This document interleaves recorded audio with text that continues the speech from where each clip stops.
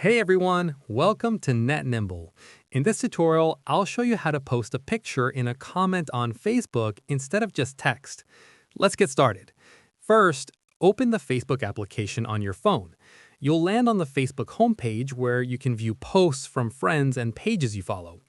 Scroll down through your newsfeed and find any post you want to comment on. Tap on Comment under the post to open the comment section.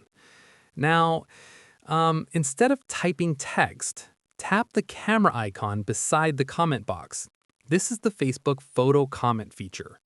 You can now choose photos or videos from your camera roll to add as your comment. Select the photo you want to post as a comment. You can choose one or multiple images to share in your Facebook comment. Once you've selected your photo, tap the Send button to post it. And that's it. Your photo comment has been successfully posted on Facebook. Other users can now see your picture in the comments section, along with any text you added. This is a great way to share reactions, memes, or relevant images directly in Facebook comments. And that's how you post a picture and a comment on Facebook.